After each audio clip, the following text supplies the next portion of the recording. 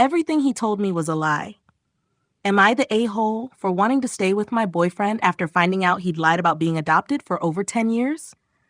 I've been dating my boyfriend for about 3 months, and from the day I met him, something about his story never quite added up. I kept telling myself I was just being skeptical because the story was so tragic. According to him, he was born in another country.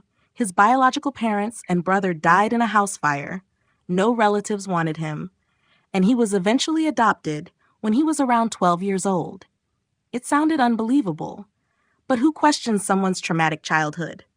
Then everything changed. We were visiting his parents, and I was just making casual conversation with his mom. She started telling funny stories about him as a little kid. That immediately caught my attention.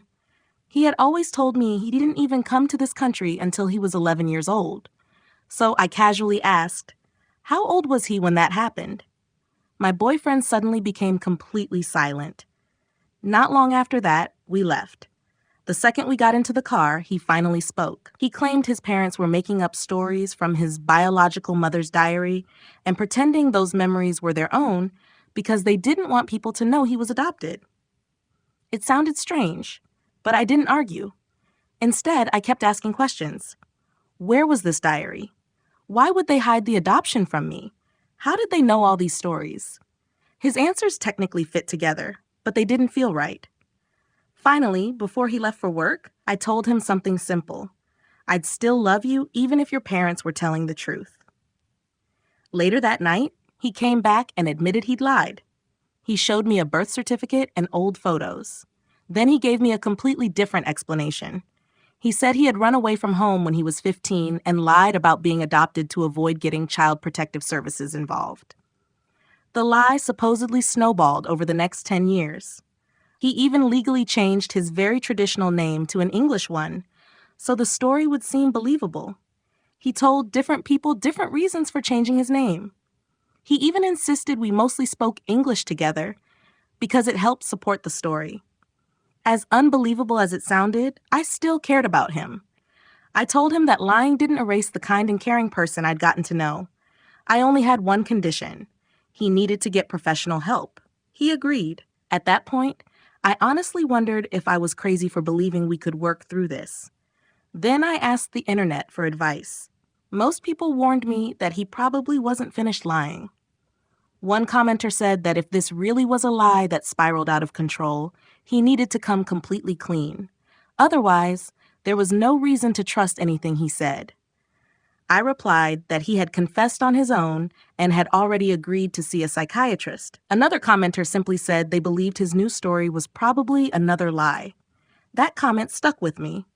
So I decided to verify everything, and that's when the entire house of cards collapsed. Make sure you follow for more videos posted daily. Update: 1 day later, I confronted him again. This time I asked him directly if there was anything else he'd lied about. He looked me in the eyes and said, "No." So I started bringing up every story I'd ever questioned, one by one. Every single one fell apart. He claimed he had served in Afghanistan during military service. He never went there. He claimed he co-owned a business importing expensive liquor. It actually belonged to his father. He claimed he and his brother bought their parents' house. In reality, he had only helped install the flooring. He claimed he owned 3 different cars, including one he bought for his father and another for his brother. That wasn't true either.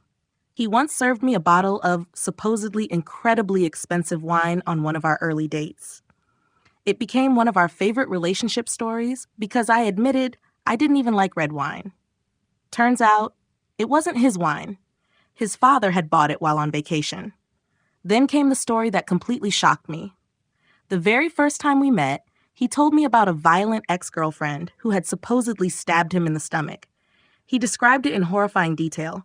He repeated that story to me, to my friends, and to his friends, multiple times. Now he admitted it wasn't true. He changed the story again and claimed it had only been a small flesh wound. He never even filed a police report. At that point, I realized I didn't actually know who this person was. He begged me not to leave. He promised he would change. He promised therapy. He promised he'd tell everyone the truth. But I was done. Those were all good promises. Just years too late. I packed my things, left, and decided to cut off all contact. Looking back, I realized he only confessed whenever he got caught. Every time. Someone later asked why I never questioned his story sooner. Honestly, when someone sits in front of you crying while telling you horrific things that supposedly happened to them, you don't ask them for proof, you comfort them. I wanted to believe him because I cared about him. Instead, I found out I'd been dating someone who had built an entire identity on lies. So tell me, am I the a-hole